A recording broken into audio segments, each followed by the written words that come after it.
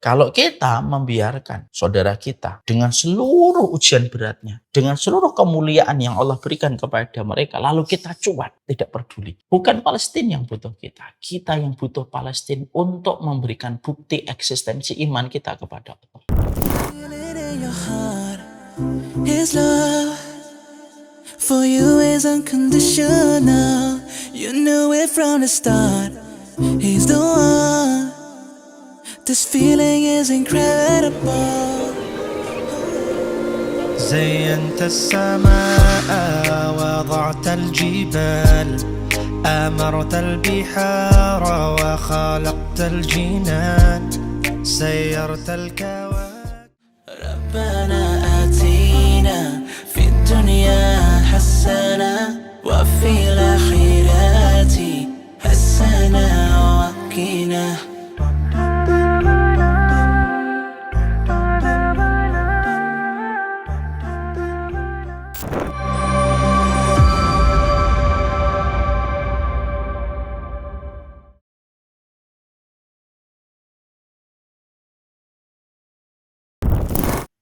Assalamualaikum warahmatullahi wabarakatuh. Innal hamdalillah wassalatu wassalamu ala Rasulillah wa ala alihi wa sahbihi wa man tabi'ahum bi ihsan ila yaumil qiyamah. Kepada seluruh para penuntut ilmu yang hadir pada kesempatan sore kali ini, yang semoga Allah senantiasa memberikan kepada kita keberkahan dalam setiap kehidupan amal kita, dan kita juga memohon semoga Allah memberikan kepada kita sikap istiqomah. Karena tidak ada yang bisa membuat kita konsisten di atas ketaatan kecuali adalah Allah. Karena Allah yang membolak-balikan hati kita. Dan kita memohon kepadanya tidak bosan supaya Allah tetapkan dan bolak-balikan hati kita dan jiwa kita di atas ketaatan dan di atas ibadah. Pernahkah kita terfikir kadang-kadang ketika kita sedang bertambah ketaatan kita, maka luar biasa rasa nikmat yang kita rasakan pada ibadah yang kita lakukan. Kita bisa menikmati bangun jauh sebelum subuh datang. Kita bisa menikmati bagaimana mudahnya kita bersedekah. Kita bisa menikmati lantunan Al-Quran yang kita baca dari kalamnya Allah. Dan itu terasa nikmat semuanya. Sampai akhirnya kita pun enggan berbuat kemaksiatan ketika iman sedang dalam kondisi bertambah. Itulah yang menjadikan kita paham kenapa Rasulullah itu meminta supaya dibolak-balikan hatinya di atas ketaatan? Karena merasakan nikmat yang sedang bertambah itu rasa bahagianya luar biasa. Ya, dan menjadikan kita itu betul-betul menikmati. Semua ibadah itu menjadi ringan. Datang ke masjid ringan, zikir panjang menjadi ringan. Karena nikmat yang bertambah itu selalu memberikan kekuatan sekaligus membuat ketentraman di hati kita. Nah, itulah yang menjadikan kita semoga Allah membolak-balikan hati kita di atas ketaatan. Ditambahkan terus ketaatan kita, ditambahkan terus kadar keimanan kita. Dan semoga Allah memberikan kepada kita sikap istiqomah setelah Allah tambahkan keimanan. Inilah yang menjadi hajat terbesar kehidupan kita, terutama ketika kita melewati berbagai macam kekecewaan hidup dari urusan kita sesama manusia, ketika kita melewati berbagai macam kekecewaan hidup, ketika kita berjumpa dengan banyak hal yang tidak terduga dari urusan bisnis dan dunia, di situ semakin kita merasa tidak ada satu kondisi yang paling senang kita syukuri adalah ketika pas bertambahnya iman kita kepada Allah. Dan itu yang kita minta kepada Allah, ya Allah tambahkanlah terus saya iman dan istiqomahkan ketika iman itu sedang Engkau tambahkan pada hatiku dan pada jiwaku. Jangan pernah melewati satu hari kecuali kita meminta supaya kita ditambahkan oleh Allah kenikmatan dalam iman. Semoga Allah menganugerahkan itu kepada kita. Semoga iman yang kita rasakan ya sebagaimana ketika kita di depan Ka'bah. Semoga iman yang kita rasakan setiap hari sebagaimana ketika kita merasakan iman di dalam Masjid Nabawi. Dan itu nikmat yang kita minta kepada Allah. Amin insyaallah. Nah, live Instagram. Inilah yang menjadikan kita akhirnya juga kita bersyukur kepada Allah atas nikmat yang Allah berikan kepada kita. Karena kita hari ini berada pada satu kondisi yang luar biasa, yaitu adalah ketika kita senantiasa bersyukur kepada apa yang Allah berikan di dalam kehidupan kita. Maka inilah yang menjadikan kita memahami betul hari ini kita berada pada satu fitnah, satu ujian. Ketika Allah memberikan kelapangan materi seluas-luasnya bagi sebagian besar kaum muslimin. Sehingga akhirnya banyak di antara kita tidak sadar dan tidak menyadari bahwasanya kapitalisme dan materialisme itu akhirnya menjadi sebuah penyakit yang menjadikan kita tidak pernah merasa cukup pada kehidupan kita.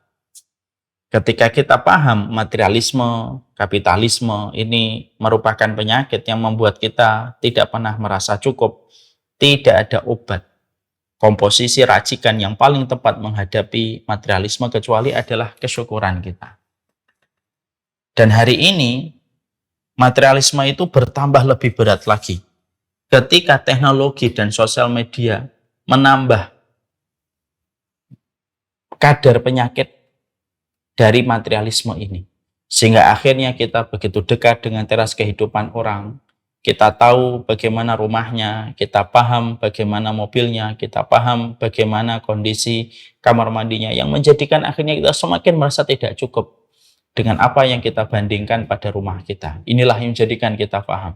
Materialisme, kapitalisme, ditambah dengan sosial media yang menjadikan kita sibuk melihat teras kehidupan orang. Maka semua ini bisa menggerogoti kelapangan pada hati kita. Dan tidak ada yang bisa mencegah.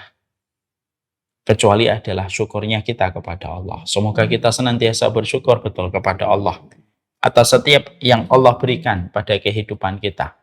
Semoga Allah memberikan keberkahan dalam setiap urusan kita. Dan semoga Allah lapangkan hati kita untuk senantiasa merasa cukup dengan apa yang kita peroleh. Dan supaya kita bisa mengambil bekal sebaik-baiknya menuju kepada Allah. Kepada Allah kita bersyukur dan kepadanya kita menggantungkan alasan, menggantungkan kehidupan kita. Kita tentunya paham betul bahwasanya kehidupan kita, supaya kita tidak bingung dengan arah kehidupan kita, maka sesungguhnya kita harus paham bahwasanya kehidupan kita memiliki satu goals. Goalsnya itu apa? Goalsnya kehidupan kita adalah bagaimana kita mendapatkan ridho dari Allah. Itu goals kita. Sederhana, tapi begitu bermakna pada kehidupan.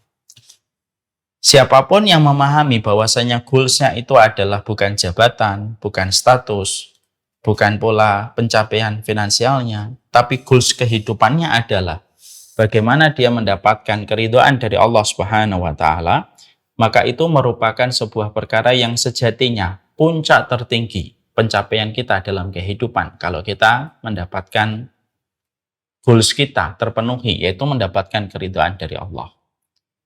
Berbagai macam perkara yang ada di dalam kehidupan kita hari ini dipenuhi dengan berbagai macam peristiwa dan episode-episode yang terkadang mengerikan. Ada orang yang terkecewakan dengan manusia, ada orang yang terkecewakan dengan dunia, ada orang yang terkecewakan dengan kerugiannya dan syahwatnya, semuanya banyak.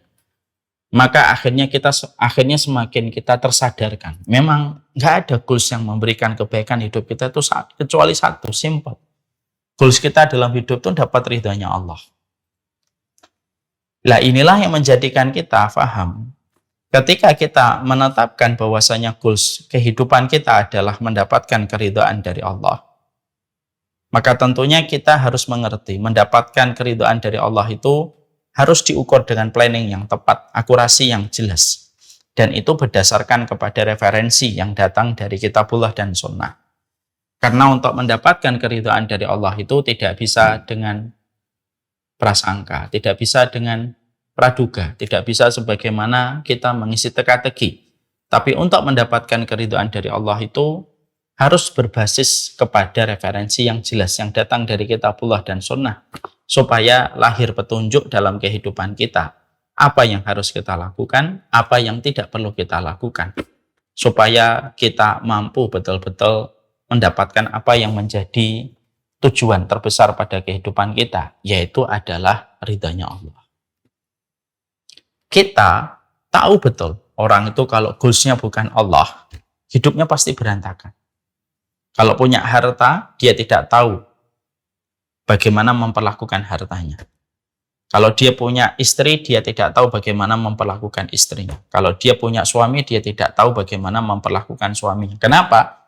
Karena dimulai ketika dia tidak tahu goals-nya apa pada kehidupan dia. Akhirnya apapun yang dia raih, apapun yang dia dapatkan, ya juga dia bingung sendiri mau apa yang harus dilakukan dalam perkara-perkara itu. Nah, inilah yang menjadikan kita sekali lagi tersadarkan. Mari kita melihat diri kita dulu. Goals kita itu apa sih? Kalau goals kita masih status, goals kita masih jabatan, goals kita masih perkara-perkara yang sifatnya hanya untuk membuat terpesona orang lain, ya mungkin kajian ini tidak puas dengan kita. Tapi kalau kita mulai dari sebuah titik tolak yang sama, bahwasanya goals kita adalah ridhonya Allah, inilah yang menjadikan kita paham. Kenapa kita mempelajari kitab 40 karakteristik mereka yang dicintai oleh Allah pada setiap kesempatan bulan, dalam setiap kesempatan bulanan kita selalu membahas kitab ini, ya karena kita paham bahwasanya kita goals-nya adalah mendapatkan ridho dari Allah, dan mendapatkan ridho dari Allah itu anak tangganya harus jelas. Sebagaimana penjelasan dari zat yang kita cintai dan kita harapkan ridhonya, yaitu adalah Allah. Siapa yang paling mengerti bagaimana Allah bisa didapatkan cintanya? Yang paling mengerti ya Allah sendiri. Ya. Makanya itulah yang menjadikan Allah mengutus kepada kita seorang Nabi, mengutus kepada kita Rasul, menurunkan kepada kita Al-Quran, ya supaya kita tahu apa yang harus kita lakukan untuk menuju kepada puncak pencapaian ridhonya Allah Subhanahu wa Ta'ala, yaitu adalah keridhoannya. Inilah yang menjadikan kita membahas tentang 40 karakteristik mereka yang dicintai oleh Allah. Kita akan sampai kepada pembahasan golongan yang ke-18, halaman ke-317.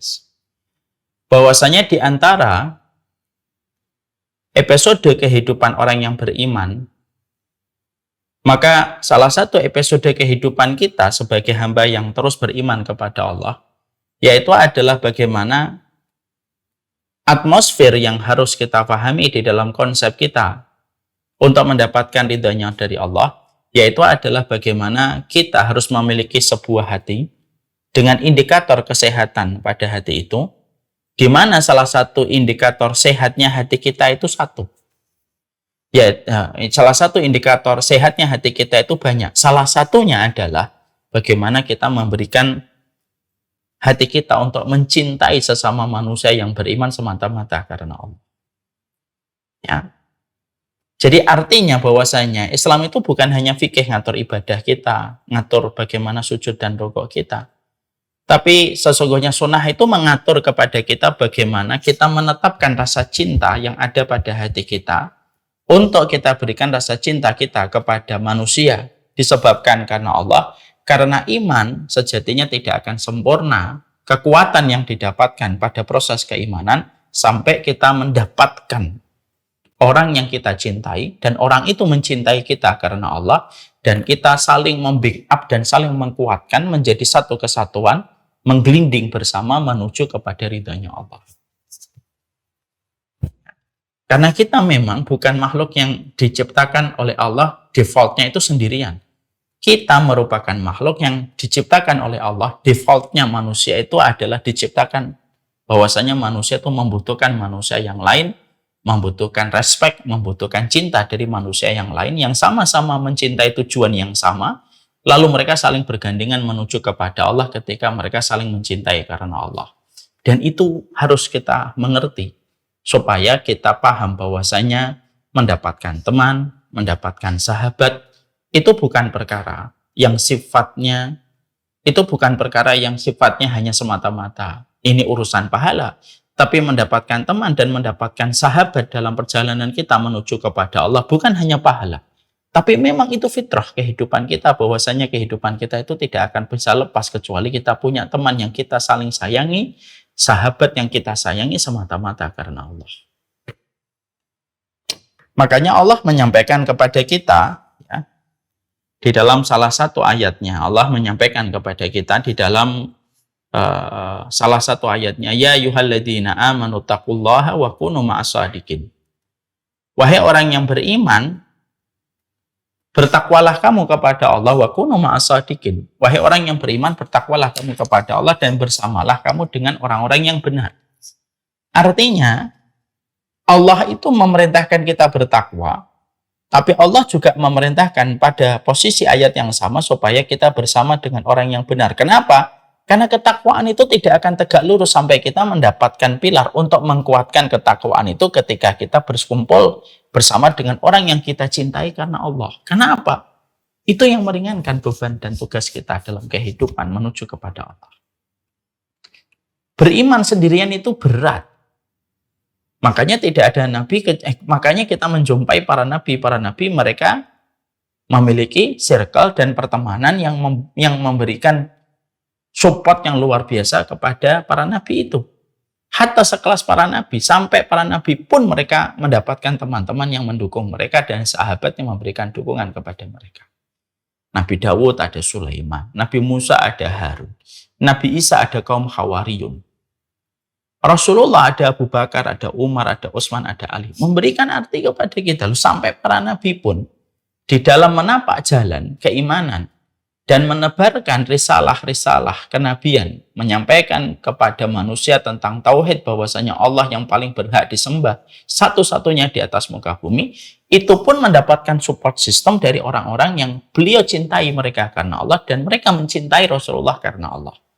Untuk memberi arti kepada kita, kalau setingkat Nabi saja ada Abu Bakar, ada Umar, ada Utsman, ada Ali, ada veteran-veteran Badar, ada 10 sahabat yang dijamin surga, apalagi kita? Karena sendirian itu berat. Makanya ketika kita pergi, kalau kita pergi ke Bintaro dari Bekasi, seorang diri itu kan jadi perjalanan itu terasa sangat lama, menjemukan, dan membosankan. Kenapa? Karena perjalanannya terlalu jauh. Dari Bekasi ke Bintaro sendirian. Akhirnya apa? Kalau ada sesuatu yang terjadi di pertengahan jalan, jadi kita itu akhirnya kerepotan sendiri. Tiba-tiba etolnya habis, tiba-tiba bannya bocor, tiba-tiba mesin dinamonya panas gitu. Akhirnya kita tuh menyelesaikannya itu sendirian dan itu sangat memberatkan. Tapi beda. Ketika kita pergi ke Bintaro, dari Bekasi kita berangkat, kita punya teman-teman satu mobil. Semuanya bisa nyetir. Maka perjalanan itu terasa ringan. Obrolan di perjalanan, diselingi dengan gelak tawa dan bersanda. Kalau ada masalah, yang satu ngantuk digantikan yang satunya. Kalau tiba-tiba qadarullah bannya bocor, maka sigap teman-teman itu membantu menyelesaikan dan akhirnya masalah itu menjadi lebih ringan. Masalahnya tetap sama. Yang menjadi lebih ringan itu karena kita punya teman yang membantu kita menyelesaikan masalah yang kita hadapi di dalam tol. Lah itu yang menjadikan akhirnya kita paham. Makanya agama ini itu menyuruh kita untuk saling bersaudara. Agama ini menyuruh kita untuk saling mencintai karena Allah. Ya karena memang kita ini butuh orang-orang yang memang mendukung kita dan memberikan support kepada kita untuk menuju kepada Allah dan itu merupakan tambahan amunisi sekaligus pula tambahan emisi untuk kita supaya kita berjalan lebih ringan.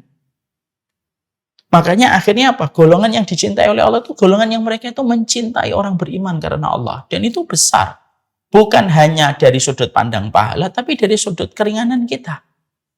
Coba kalau kita punya sahabat, kita memiliki frekuensi tema yang sama ketika bicara tentang kerinduan kita kepada Allah, kerinduan kita kepada akhirat, dan bagaimana kita sudah memiliki konsep memperbaiki hidup.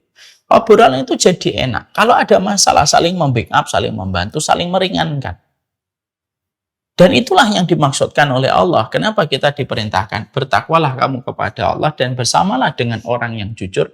Karena iman, ketika dipikul oleh seseorang sendirian, itu berat kawan, itu berat. Tapi keimanan ketika dipikul bareng-bareng bersama dengan orang yang kita buka hati kita untuk mereka dan mereka membuka hatinya untuk kita, lalu kita dipersatukan dengan frekuensi yang sama, goals yang sama, keinginan yang sama menuju kepada Allah dan keselamatan di akhirat babak yang kedua, itu enak betul. Perjalanan hidup itu jadi enak. Makanya akhirnya kita menjumpai dan kita mendapati bagaimana kita merenungkan sebuah doa yang dipanjatkan oleh Rasulullah. Ada sebuah doa yang dipanjatkan oleh Rasulullah yang menarik kita, membuat kita bisa termenung. Yaitu ketika Rasulullah mengajarkan kepada kita sebuah doa yang kita akan ambil point of view-nya dari doa ini. Rasulullah mengatakan begini, Allahumma inni as'aluka hubbaka wa hubba man yuhibbuka wa hubba amalin yuqarribuni ila hubbika. Ya Allah, aku memohon cintamu dan cinta orang yang mencintaimu dan amalan yang paling engkau cintai yang mendekatkan aku kepada cinta. Mari kita bedah supaya menjadi pelajaran. Nabi memohon kepada Allah itu apa? Cintanya Allah. Karena memang goals kita itu cintanya Allah. Makanya ditempatkan nomor 1. Tapi yang menarik poin yang kedua. Aku memohon kepadamu cintamu. Terus poin yang kedua, menegakkan sholat, membayar zakat. Bukan. Pergi haji, pergi umrah. Bukan. Membayar sedekah, membayar zakat. Bukan. Tapi poin yang kedua, aku meminta cinta orang yang mencintaimu pula ya Allah. Artinya kalau ada orang yang di atas muka bumi ini mencintaimu ya Allah, semoga aku dapat kecipratan dari cintanya dia kepadamu, supaya dia juga mencintai aku. Yang menarik adalah kenapa ditempatkan pada poin yang kedua. Para ulama menerangkan, karena cinta kepada Allah tidak akan sempurna sampai kita cinta pula. Sampai kita mendapatkan cinta yang sempurna dari orang-orang yang mencintai kita sebagaimana mereka mencintai kita, karena Allah yang menjadi alasan mereka mencintai kita. Makanya ditempatkan nomor 2. Sehingga akhirnya menjadikan kita semakin paham, oh berarti mencintai karena Allah itu merupakan bagian dari sebuah fitrah. Jadi tidak hanya sekedar urusan pahala. Tidak hanya urusan fikih. Dari sisi hitam dosa dan putihnya pahala. Bukan hanya sisi transaksional. Tapi memang fitrahnya kita butuh orang yang membackup kita di dalam kebaikan. Ya. Kita berada di satu rumah yang mewah, tapi sendirian. Nggak akan terasa nikmat rumah yang mewah itu. Kalau sendirian saja. Seintrovert-introvertnya kita, tetap kalau kita di rumah gede, misalkan kita punya rumah 5.000 meter. Rumah itu kita bangun, mewah, semua fasilitas ada. Cuma satu, nggak ada orang dan teman. Itu berat. Sampai ketika Nabi Adam pun ketika diciptakan di surga pun merasakan ada satu sisi yang belum dia peroleh sampai Allah menciptakan Hawa untuk Nabi Adam. Ya karena kita memang pada dasarnya itu yang kita butuhkan. Belum lagi di sisi yang lainnya, kenapa? Di sisi yang lainnya, memang kita tentunya paham bahwasanya dengan kita mendapatkan kecintaan orang itu membantu kita, meringankan beban kita. Dan kita juga mendapatkan bagaimana kebaikan mereka. Kenapa? Berteman sama orang yang sama-sama mencintai Allah itu tidak pernah merugi. Kenapa? Kalau kita mati disolati sama mereka, sering saya sampaikan dan berulang-ulang saya katakan, kalau ada manusia disolati sampai 40 orang yang beriman kepada Allah dan tidak berbuat syirik kepada Allah, 40 orang ini bisa memberi syafaat kepada orang yang mereka solati. Itu kan tambahan luar biasa, charging itu. Yang ini betul-betul akhirnya kita paham. Makanya inilah yang menjadikan kita mulai dari starting point-nya itu apa? Mencintai karena Allah bukan hanya masalah fikih. Tapi mencintai karena Allah itu fitrah. Sehingga tidak ada lagi alasan manusia ketika mereka beriman kepada Allah, lalu mereka menutup diri, tidak membutuhkan orang, tidak sama sekali berinteraksi, tidak sama sekali bermuamalah, tidak sama sekali memiliki attitude dan akhlak yang baik. Lalu dia merasa bahwasanya dia bisa melakukan semua itu sendiri. Tidak bisa, kawan. Kamu nggak bisa kayak gitu. Sunnah yang menyuruh kita untuk tetap bersaudara. Sunnah yang menyuruh kita membuka hati kita dan mencintai orang semata-mata kita cintai dia karena Allah. Dan itu besar. Itu besar sekali. Ya. Makanya inilah yang menjadikan kita akhirnya paham ya. Makanya persoalan mencintai ini, saya sampaikan dulu, ini dari sisi fitrah.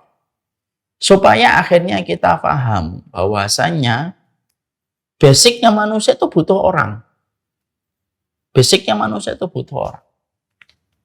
Makanya akhirnya sunnah-sunnah itu mengkondisikan kita untuk selalu baik sama orang, lembut sama orang, berbuat manfaat sama orang. Kenapa semua sunnah itu mengkondisikan kita untuk berbuat baik sama orang?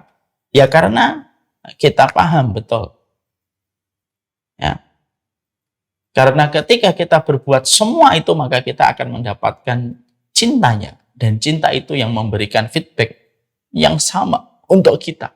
Karena apa yang kita perlakukan orang, maka sebagaimana itu pula kita diperlakukan. Ya. Maka ini yang kita harus paham. Lah, bangunan indah inilah ada di dalam Islam. Mencintai karena Allah. Sehingga akhirnya di dalam Islam itu tidak ada kasta. Ya, tidak ada golongan, atas dan bawah. Golongan mulia dan golongan tidak mulia. Tidak ada, semuanya sama. Mereka memiliki kedudukan yang sama ketika beriman kepada Allah dan mencintai siapapun. Kalau itu disebabkan karena Allah, maka menjadi besar kecintaan kita. Karena apa? Karena apapun kalau sudah diniatkan karena Allah itu menjadi agung. Ya. Makanya saya ambilkan contoh tisu. Ambilkan tisu. Tisu itu, kalau kita mendapati tisu itu tidak ada tulisan Allahnya, tisu itu kan tetap biasa. Namanya tisu ya tisu. Nih, ini tisu. Tisu ini kalau tidak ada tulisan apapun, tisu ini tetap biasa. Kita robek, kita kucek-kucek, kita lempar. Nggak ada yang protes, cuma tisu. Tapi kalau saya tulisin tisu ini dengan kalimat Allah, ini menjadi tisu yang sangat mahal sekali. Dan kita tidak bisa seenaknya memperlakukan tisu itu. Kenapa? Karena sudah ditulisin Allah. Sama, pertemanan itu hal basic. Tapi kalau pertemanan itu hal fitrah, hal basic pada kehidupan basicnya manusia. Tapi kalau sudah diletakkan karena Allah, maka pertemanan itu menjadi sesuatu yang besar. Sehingga akhirnya tidak ada sekat, tidak ada kasta, tidak ada golongan pada Islam. Dan itulah harga paling mahal kalau kita menjumpai agama kita. Agama kita itu menyetarakan orang. Ketika semua orang itu dilihat dari perspektif semua itu hambanya Allah. Dan tidak ada yang membedakan dan memberikan keutamaan sebagian dari sebagian yang lainnya kecuali karena ketakwaannya. Bukan karena garis keturunannya. Sehingga akhirnya mencintai karena Allah itu perkara besar. Ya. Dan sesungguhnya kalau kita mencintai karena Allah sudah tidak lagi ada sekat. Sebagaimana kita mencintai karena Allah pun sebenarnya tidak lagi dibatasi dengan border apapun. Kenapa? Karena kecintaan kepada Allah itu menembus tempat manapun, teritorial manapun, dan kita tidak dibatasi oleh negara. Negara itu hanyalah urusan administrasi yang kita tetap hormati. Tapi kecintaan kita kepada orang Malaysia ketika mereka beriman, kecintaan kita kepada masyarakat Saudi ketika mereka beriman, kecintaan kita kepada masyarakat Brunei, bahkan kecintaan kita kepada masyarakat Palestina pun sama. Satu level tingkatnya walaupun kita berbeda secara administrasi, berada pada teritorial wilayah yang berbeda. Tapi iman dan Allah yang mempersatukan kita itu menjadi satu. Dan mencintainya itu jadi satu kewajiban kita yang tidak terpisahkan. Dan konsekuensi ketika kita mencintai orang beriman itu apa? Ya memberikan support yang terbaik. Tanpa kita dibatasi oleh batasan-batasan yang ada. Kita tidak bisa mengatakan saya tidak mencintai Muslim Malaysia. Kenapa? Karena mereka orang Malaysia. Tidak bisa dalam Islam diterima. Saya tidak bisa mencintai Muslim Singapura. Kenapa? Karena mereka orang Singapura. Tidak bisa. Mau kamu Singapura, kamu Malaysia, mau kamu Palestina, mau kamu Mesir, selama kamu beriman, kita ini satu. Dan ketika kita memberikan kecintaan kepada mereka, maka kecintaan yang diberikan karena Allah yang menjadi sebab kita mencintai setiap Muslim dimanapun mereka berada, maka sesungguhnya itulah yang menjadikan ikatan itu tuh menjadi ikatan agung. Makanya ikatan itu ikatan agung yang mendatangkan naungan kelak pada waktu hari kiamat ketika tidak ada naungan kecuali naungan yang datang dari Allah. Yaitu la dilla illa dilluhu. Tidak ada naungan kecuali naungan yang datang dari Allah. Kecintaan kepada Allah yang melintasi semua alasan. Lalu tetap mereka saling bertemu dan saling mencintai semata-mata karena Allah. Saking dahsyatnya ketika tali persaudaraan ini diikat dengan tali simpul yang bernama Allah. Maka sesungguhnya Allah memberikan perlindungan. Ketika tidak ada perlindungan pada waktu hari mahsyar ditegakkan dan seluruh manusia dikumpulkan oleh Allah. Nah itu Tuhan membahagiakan. Maka sama pula kita dengan masyarakat Palestina. Ini kalau kita tarik pada konteks kondisi terkini. Kita update.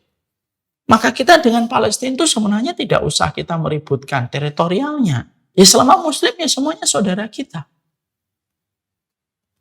Dan ketika ada yang mengatakan bahwasanya kenapa sih harus menolong yang jauh, kan yang dekat ada. Analoginya sederhana. Kalau kita memiliki empati yang besar, sampai orang Palestina yang jauh saja kita bantu, apalagi yang dekat. Karena apa? Yang jauh aja dipikir, apalagi yang dekat. Karena apa? Membantu itu bagian dari empati. Orang itu kalau sudah empati, tidak melihat jauh dan dekat. Siapapun yang perlu ditolong. Dan siapapun yang dia punya untuk bahan untuk menolong, dia pasti akan menolong. Ya. Karena apa? Karena kita ketika sudah saling mencintai karena Allah, konsekuensinya apa? Konsekuensinya adalah tidak membiarkan sesuatu yang nestapa, mengerikan, itu menimpa kepada saudara kita sebagaimana kita tidak mampu membayangkan ketika kejadian itu menimpa kepada kita. Dan cara kita menepis bala supaya kejadian-kejadian yang menimpa kepada saudara kita tidak menimpa kepada kita, apa salah satunya? Ia memberikan support yang terbaik karena mereka kita cintai semata-mata karena Allah. Walaupun kita berbeda tempat teritorial yang memisahkan kita, tapi tali simpulnya tetap sama, kurvanya itu tetap satu kepada Allah, maka sesungguhnya itu merupakan bagian yang kita berikan, membantunya supaya kita ini merasakan apa yang dirasakan dan apa yang dirasakan mereka tidak menimpa menjadi musibah berat untuk kita. Hanya disebabkan ketika kita tidak peduli. Makanya ini termasuk salah satu di antara, ini merupakan salah satu alarm keimanan. Jadi iman itu punya alarm. Salah satu perkara yang bisa menyebabkan alarm iman itu bunyi itu kapan? Yaitu ketika kita mendapati saudara kita itu menjerit, meminta pertolongan kepada manusia. Kepada orang yang menjadi saudaranya. Maka ketika saudara kita menjerit dan meminta pertolongan kepada saudara kita, karena kita adalah hamba yang sudah dipersaudarakan oleh Allah dalam persaudaraan, semata-mata tali simpulnya dan kufanya itu menuju kepada Allah, maka kita memberikan apa yang bisa kita berikan. Dan itu merupakan konsekuensi keimanan. Orang Ansor ketika membantu muhajirin, itu mereka sudah terkondisi.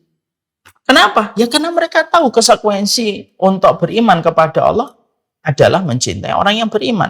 Makanya kita menjumpai Sa'ad bin Rabi ketika kedatangan Abdurrahman bin Auf, maka Sa'ad bin Rabi itu dengan begitu ringan, tanpa basa-basi, tanpa rekayasa, dia bisa menawarkan kepada Abdurrahman bin Auf, aku punya harta, aku separuhnya bagi untuk kamu, aku punya 4 istri, mana yang kamu inginkan, aku ceraikan dan supaya kamu bisa nikahi dengan baik. Tidak akan keluar sebuah konsep tawaran seberat itu kalau mereka tidak memiliki dan memahami konsep cinta itu memang harus mencintai karena Allah. Makanya orang Ansor itu mencintai muhajirin itu betul-betul mereka aplikasi dan mereka eksekusi, akhirnya betul-betul mencintai. Makanya mereka itu dipuji oleh Allah karena mereka kekuatannya itu mereka itu luar biasa saling mencintai di antara sesama mereka. Maka ini pula yang menjadikan kita kembali paham persoalan kita dan Palestina, janganlah kita terlalu merumitkan lokasi dan domisili. Wah, ini orang Palestina bukan satu wilayah dengan saya. Enggak. Yaitu satu keimanan. Kita mungkin tidak berada di satu wilayah, tapi kita berada pada satu panggung yang sama, yaitu bernama panggung keimanan. Dan membiarkan mereka lalu tidak menolong mereka, lalu sibuk dengan urusan kita, itu sesuatu yang akan dimintain pertanggungjawaban oleh Allah. Kenapa? Ya karena Allah kirimkan saudara kita yang sedang mendapatkan ujian supaya terbagi manusia itu menjadi dua. Siapa yang akan tetap mencintai saudaranya yang sedang mendapatkan ujian dan mencintainya dan tetap menolongnya karena Allah, dan siapa yang tidak mau membantu saudaranya karena Allah, lalu dia sibuk dengan urusan sendiri, maka akan kelihatan karena akan terfilter menjadi dua kelompok besar semacam ini pada kehidupan orang. Dan kita khawatir sekali ketika kita tidak memperhatikan bagaimana proses kecintaan kita. Karena apa? Tidak empatinya seorang muslim kepada saudaranya itu merupakan salah satu perkara yang membuat Allah murka. Jadi yang membuat Allah murka itu bukan hanya ketika orang itu berzina, bukan hanya ketika orang itu membunuh, bukan hanya ketika orang itu menghomer, tapi salah satu di antara perkara yang membuat Allah itu murka itu apa? Ketika kita tidak peduli dengan saudara kita. Ada sebuah riwayat yang bagus sekali untuk kita renungkan. Riwayatnya begini. Ya ibadi, ani maridun lima lam ta'udni. Nanti pada waktu hari kiamat, Allah itu menginterogasi manusia. Ada yang diinterogasi seorang muslim. Wahai hambaku, saya kesakit, kenapa kamu tidak menjengukku? Lalu hamba ini berkata, bagaimana saya menjengukmu ya Allah? Lalu Allah berfirman, hambaku sakit. Maka ketika kamu menjenguknya, berarti kamu menjengukku. Kalau kamu tidak menjenguknya, berarti kamu tidak menjenguk. Ini memberi arti sama kita. Masya Allah ya, kalau ada saudara yang sakit saja, kita tidak memberikan doa, kita tidak bertanya kondisi dan keadaannya. Atau mungkin kita sudah tidak melakukan itu semua, juga tidak pernah datang. Maka sesungguhnya nanti kita ditanya oleh Allah, kenapa kamu tidak menjenguk saudaramu? Karena menjenguk saudaramu itu di situ kamu mendapati aku, kata Allah. Maka analoginya sederhana. Nah, kalau kita ada saudara kita yang sakit, yang dia sama-sama memiliki iman sebagaimana diri kita, sujud kepada Rabb yang sama, taat kepada Rabb yang sama, beribadah kepada Tuhan yang sama, lalu kita tidak menjenguknya, lalu menyebabkan kita diinterogasi sama Allah, bagaimana ketika kondisi yang terjadi bukan hanya sakit, tapi kondisinya dibombardir, diserang, di tempat yang menjadi miliknya oleh kaum yang mereka merampas wilayah itu. Nah, itu lebih parah lagi. Lalu kita tidak memperhatikan, tidak memberikan doa, tidak pernah nge-share, tidak peduli dengan wafatnya satu persatu anak-anak yang tidak berdosa. Sosmed kita masih penuh dengan reels joget-jogetan doang. TikTok kita masih penuh dengan hal-hal yang recehan gitu. Tapi tidak pernah sama sekali kita sounding dengan apa yang terjadi. Maka sesungguhnya kita akan menghadapi sebuah konsekuensi berat.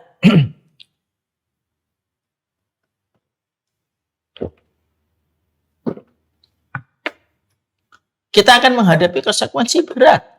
Kita ditanya sama Allah, ini hamba-hambaku ini mati. Kenapa kamu tidak menjenguk mereka? Tidak memberikan perhatian untuk mereka. Dan tidak memberikan prioritas untuk mereka. Dan itu pasti akan ditanya oleh Allah. Karena ini merupakan bagian dari sebuah hubungan yang tercipta karena Allah. Kenapa? Sama-sama beriman dan saling mencintai dengan konsekuensi saling membackup dan membantu.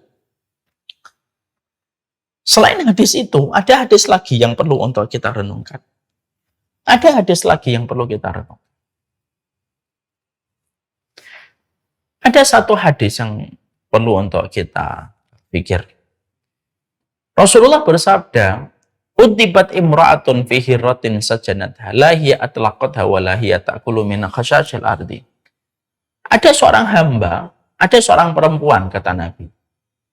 Dia disiksa oleh Allah gara-gara seekor kucing. Dia menzalimi kucing.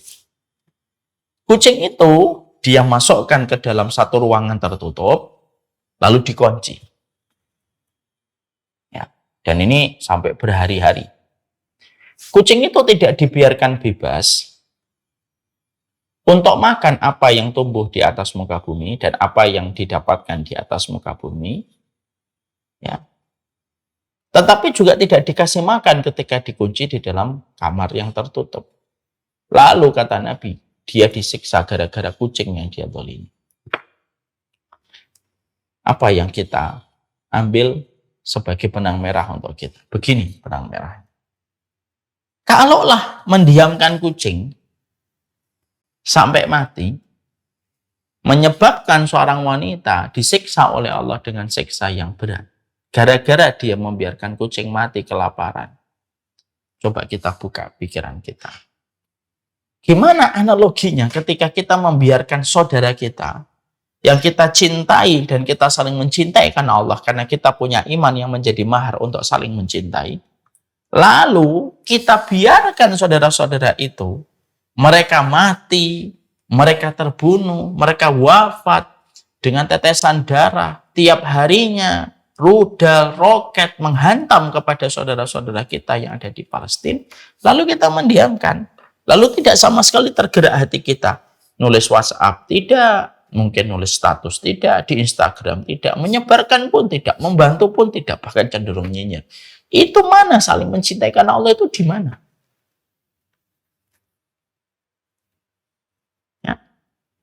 Sehingga akhirnya itu merupakan salah satu di antara perkara yang bisa menyebabkan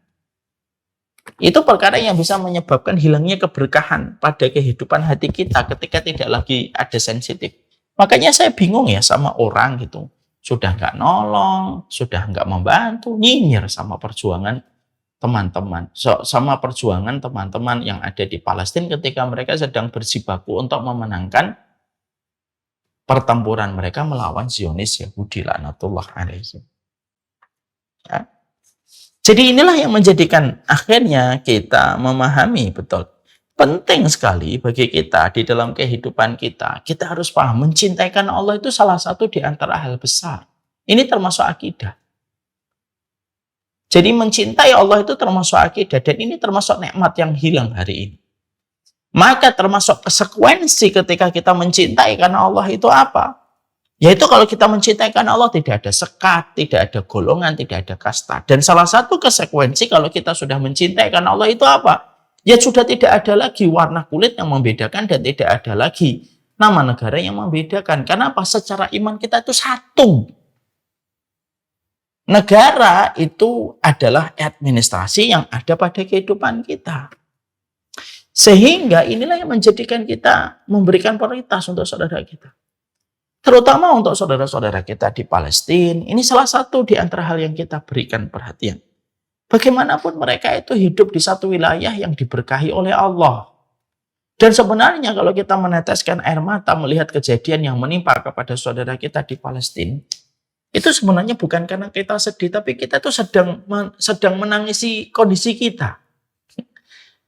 Nah, orang-orang Palestina itu Masya Allah, anak-anaknya pagi bermain-main bola walaupun di tengah rasa takut dengan ancaman rudal yang mungkin datang. Pagi masih main bola walaupun dengan rasa takut. Siangnya mereka sudah bermain-main dengan Nabi Ibrahim di alam barzakh ketika mereka kena rudal. Banyak orang tua di sana, anak muda pula, ketika siang hari mereka masih mengangkat jenazah. Lalu sore harinya mereka diangkat jenazahnya oleh orang lain.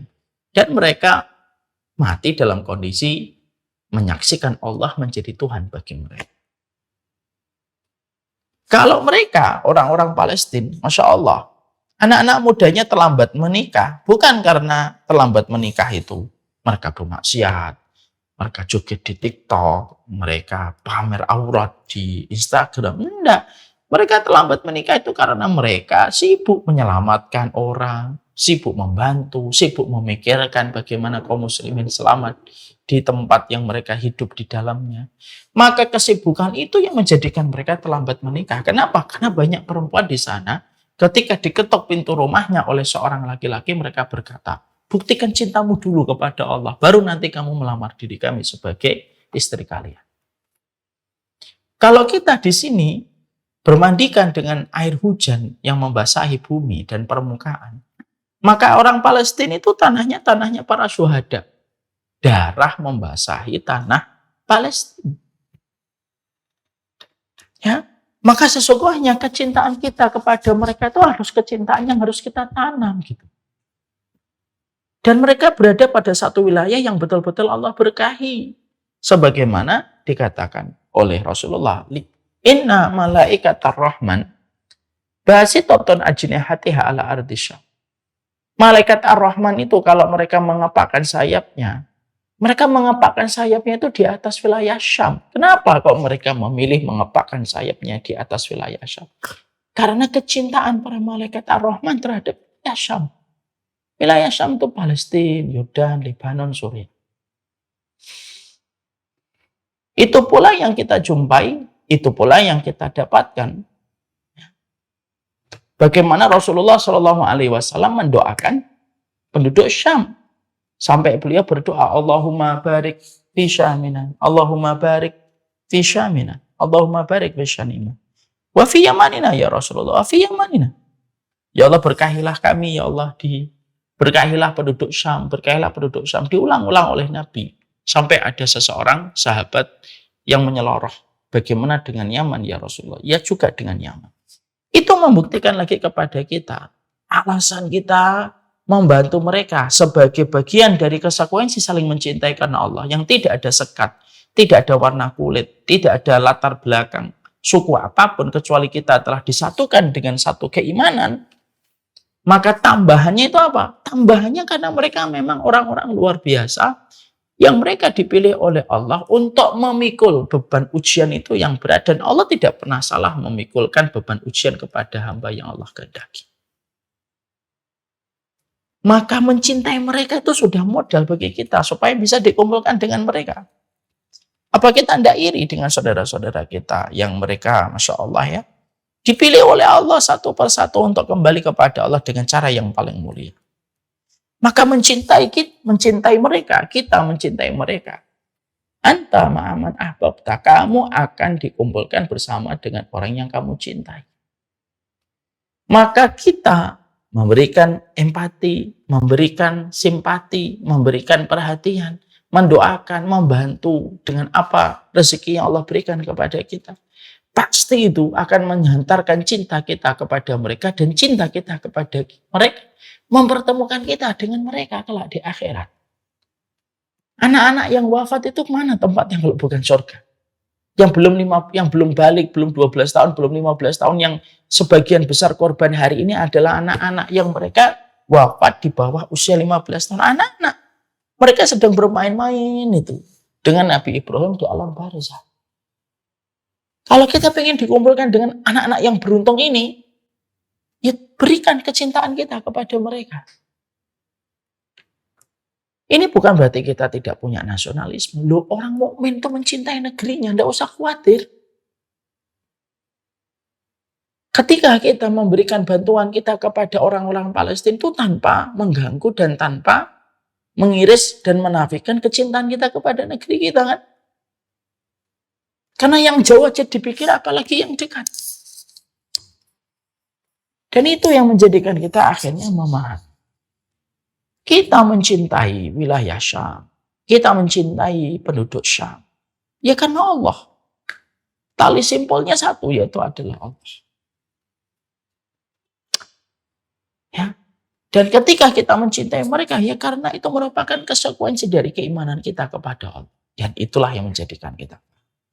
Jadi janganlah kita menyempitkan arti saling mencintai karena Allah itu hanya sebatas teman ngaji, teman di masjid, sama-sama orang tua, siswa di satu sekolahan yang sama. Jangan disempitkan. Luas. Ya. Luas. Artinya kita harus betul-betul mengatakan semua orang yang beriman, selama mereka beriman kepadamu, ya Allah, dalam bingkai iman yang benar, mereka aku cintai karena Allah. Dan kita sama sekali tidak boleh terjebak kepada batasan-batasannya. Semua itu saudara kita. Dan itu merupakan bagian dari sebuah hal yang kita harus paham. Mencintai karena Allah. Dan betapa bahagianya kita kalau apa yang kita sumbangkan, apa yang kita prioritaskan, doa yang kita panjatkan, bisa menjadi alasan kita di hadapan Allah kelak. Kita telah menjenguk Allah sebagaimana yang Allah sampaikan di dalam hadis riwayat Muslim.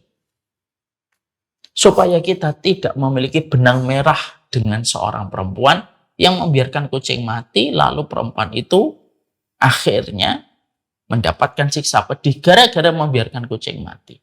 Kita tidak lagi punya korelasi dan benang merah dengan perempuan itu. Karena apa? Karena kita memberikan perhatian yang terbaik untuk mereka. Ya. Jadi inilah yang menjadikan kita harus paham. Mari kita menjadi muslim. Mari kita menjadi muslim yang betul-betul tidak egosentris. Hanya berpikir untuk kita, hanya berpikir untuk orang-orang di dekat kita. Tidak. Islam itu membangun kepada kita sebuah metode melihat segala sesuatu itu luas dan utuh. Ya. Kalau kita membiarkan saudara kita dengan seluruh ujian beratnya, dengan seluruh kemuliaan yang Allah berikan kepada mereka, lalu kita cuek, tidak peduli. Bukan Palestina yang butuh kita. Kita yang butuh Palestina untuk memberikan bukti eksistensi iman kita kepada Allah.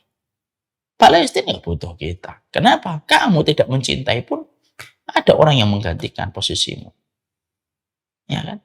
Keadaannya Allah itu kan gampang. Kalau sudah tidak ada lagi mencintai, Allah datangkan satu kaum yang mencintai. Dan itu mudah bagi Allah. Ada orang yang tidak lagi cinta kepada Palestina, tidak peduli, tidak apa-apa. Bukan Palestina yang butuh, kita yang butuh kepada Palestina untuk menunjukkan tegak lurusnya iman kita bersama dengan tegak lurusnya wilayah Palestina yang kita cintai. Tanah itu dua. Ada tanah iman, ada tanah yang kita beli dengan harta benda kita sendiri.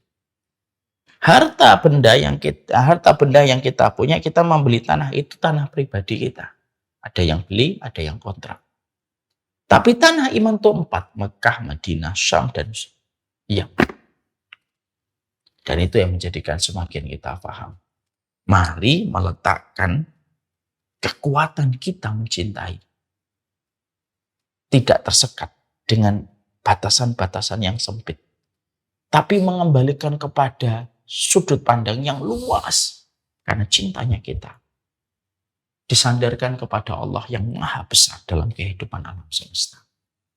Wassalamualaikum warahmatullahi wabarakatuh. Moga-moga kita bisa memberikan perhatian yang terbaik kepada orang-orang yang ada di sekitar kita. Jangan kita sendirian. Jangan, walaupun kita tertutup, walaupun kita introvert, jangan pernah memiliki alasan untuk sendirian saja. Beriman sendirian itu berat, kawan. Jangan beriman sendirian. Carilah teman yang bisa membantu dan satu frekuensi dengan kita. Dan termasuk konsekuensi cinta kita itu adalah tidak hanya mencintai orang yang dekat dengan kita, tapi mencintai siapapun orang beriman, walaupun terbentang jarak yang memisahkan begitu jauh antara kita dengan mereka. Palestina itu bukan nama satu negara. Tapi Palestina itu merupakan ujian untuk memisahkan manusia menjadi dua. Siapa yang membantu dan tidak membantu. Palestina tidak butuh dengan kita, tapi kita yang butuh dengan Palestina. Untuk menunjukkan betapa iman kita berdiri lurus berdampingan dengan tanah yang Allah cintai dari tanah wilayah Syam, salah satunya Palestina. Feel it in your heart, His love for you is unconditional. You knew it from the start. He's the one. This feeling is incredible.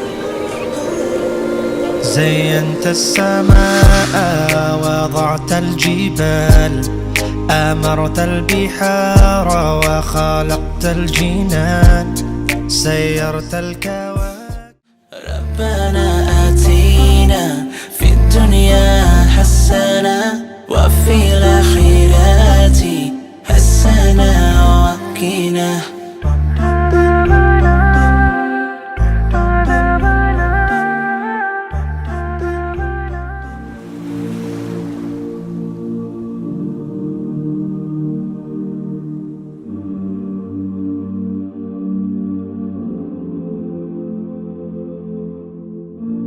I've been holding for so long, scared I might slip away.